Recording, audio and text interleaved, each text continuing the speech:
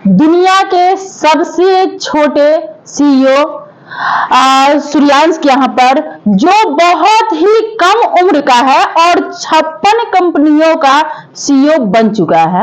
आपको मैं बता दूं, मैं यहाँ पर इसलिए हूं कि जितने भी मेडल है, और उन्हीं की बहन है जानवी, जो एक लाल धब्बा किताब भी लिख चुकी है और उनको बहुत सारे मेडल मिल चुके हैं। 3 बार अमेरिका से उनको सम्मानित किया गया है और बहुत सारे, उनका भी आपने इंटरव्यू देखा। और ये देखिए, जितना भी मेडल मिला है, जो भी बुक है, सारा बुक इस फ्रेम में सजाया गया है।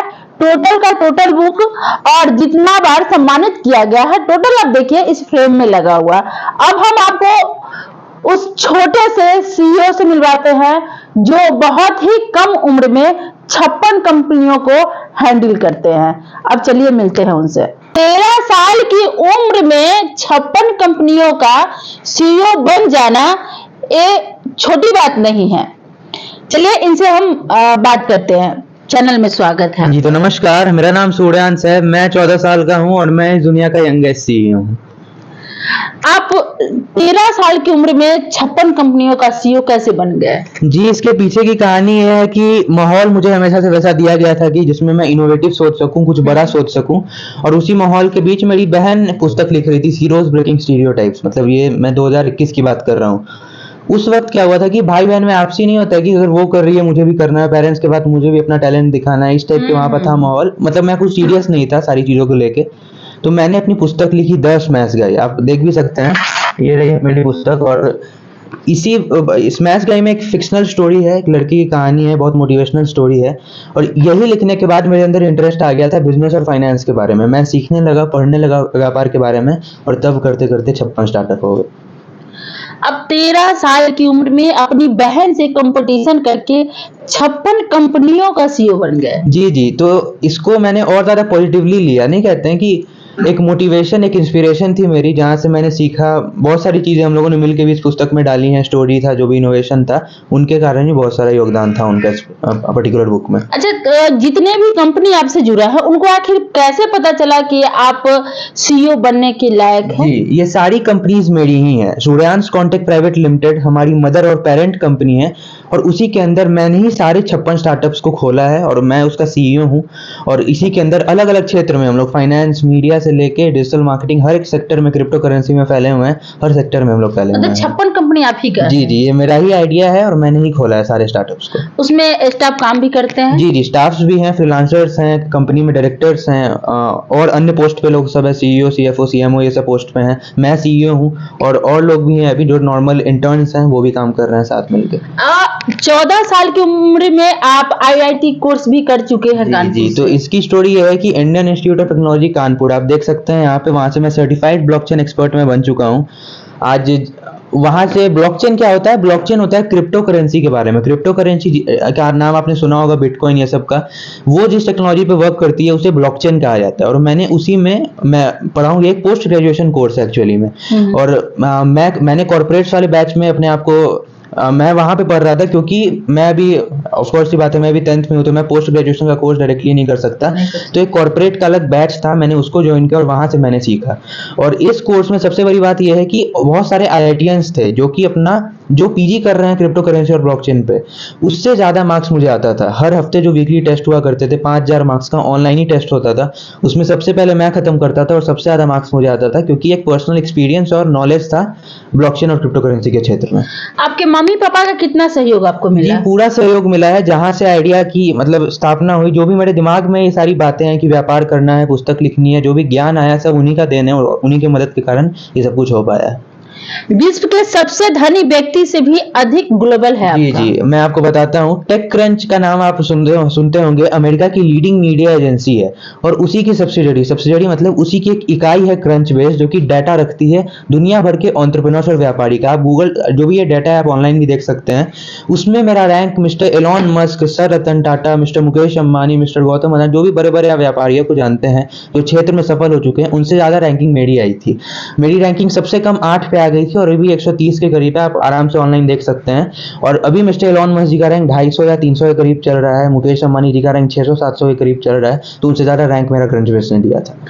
आपकी उम्र के बच्चे खेला करते हैं इधर उधर, अभी बहुत ही कम उम्र है आपका, फिर इतनी उम्र में इतनी ऊंचाई आप छू लिए, आपको मतलब कैसा महसूस होता जी, है? महसूस बहुत अच्छा होता है और मैं बस यहीं आके नहीं रहना चाहता। मेरी ये मानसिकता है कि मैं अभी जहाँ पे भी हूँ मुझे बस यहीं आके नहीं रहना है। हालाँकि मैंने ये भी नहीं सोचा था कि मैं कभी इस जगह पे बैठ पाऊँगा और ऐसी बातें कर पाऊँगा।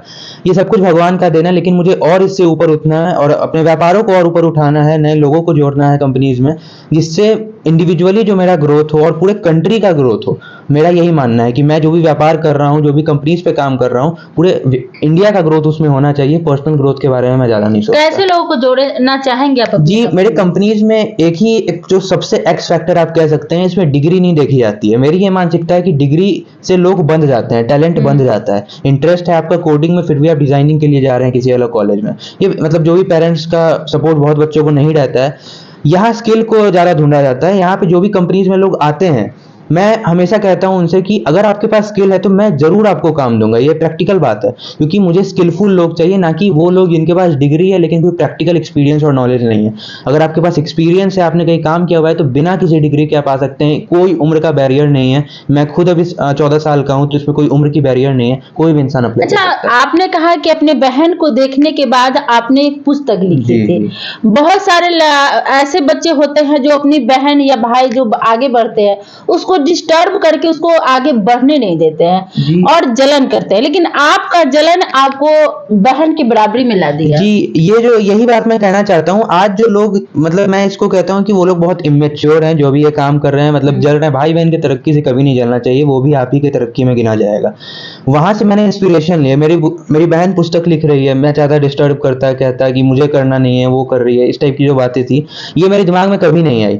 मैंने वहाँ से इंस्पिरेशन लिया और मेरे पास जो भी आइडिया था, मैंने सोशल वर्क पे किताब नहीं लिखा। मेरे पास जो भी आइडिया था, मैंने फ़िक्शन के ऊपर लिखा है। एक फ़िक्शनल स्टोरी है, कॉमिक में आपको मोटिवेशन मिलेगा। तो मेरा दिमाग उस तरीके से चला था कि जो भी आपके मन में आए ना कि मेरी बहन कर रही है या भाई कर रहा है ये काम, मैं भी करूँ, इसको पॉजिटिवली लीजिए और अपने क्षेत्र में अप्लाई कीजिए। ऐसा नहीं कि बहन सोशल वर्क में है तो मैं भी चला जाता। बहन सोशल वर्क में है, मैंने वहाँ से इंस्पिरेशन लिया और अपना इंटरेस्ट खोजा बिज़नेस और फाइनेंस में, फिर जाके मैंने अप्लाई किया, जो ये सब कुछ हो पाया है। आगे भी कोई ऐसा बुक लिखने का इरादा है जिस जी, तरह से आप लिख मैं रहे हैं? आपको बताता हूँ। ये तो एक फ़िक्शनल बुक है, मोटिवेशनल स्टोरी है, लेकिन आगे मेरी एक फाइनेंस की बुक आने वाली है। बहुत डीप रिसर्च चल रहा है, क्योंकि सारी चीज़ें, मैं हमेशा प्रैक्टिकल बातें करता हूँ और प्रैक्टिकली चीज़ उसमें आपको मिलेगी। Business, startup, crypto currency, entrepreneurship, funding, जो भी आपको जानना है, आज के करंट में जो भी चल रहा है स्टार्टअप्स बिज़नेस के बारे में, कोई भी क्षेत्र, स्टॉक मार्केट से लेके बड़े-बड़े स्कैम्स को तक मैंने डीपली रिसर्च किया और अपने भाषा में लिखने की कोशिश की है। वो बुक पे भी काम चल रहा है, वो भी बुक आने वाली है। एक बिज़नेस फाइनेंस पे मैं बुक लिख रहा हूँ अभी। आप जहाँ तक इतनी कामयाबी पा चुके हैं, आपके इर्द गिर्द तो बहुत सारे बच्चे आप ही की उम्र के होंगे जो अभी फिलहाल साइकिल से बाइक से घूमते होंगे और इधर खेलते होंगे उधर जाते होंगे, और आप इतना आगे बढ़ गए, तो क्या वो लोग डिस्टर्ब नहीं किए कभी? ऐसा नहीं मैं बोले कि अरे घमंडी है ऐसा वगैरह? देखिए, मैं बात पे ध्यान ही नहीं देता। मेरे कोई दोस्त नहीं है, सबसे पहली बात। मतलब मेरा कोई भी ऐसा दोस्त नहीं है जिससे मैं बातें करता हूँ, बाहर जाता हूँ, घूमता हूँ, क्योंकि जो ये एज होती है 13 से 19, ये जो बीच का 6 साल होता है, ये आपका लाइफ डिसाइड करता है। और इस एज को मैं अगर फ्रेंड्स में या फिर किसी अन्य फैक्टर में अगर व्यर्थ कर दूं, और तो इससे मेरा लाइफ, पूरा जो ग्रोथ है मेरे लाइफ का, वो रुक जाएगा। क्योंकि मेरे फ्रेंड्स एक्चुअली, उनको कुछ अलग करना है लाइफ में, किसी को इंजीनियरिंग करना है, डॉक्टर बनना है, किसी को अलग अलग क्षेत्र में जाना है।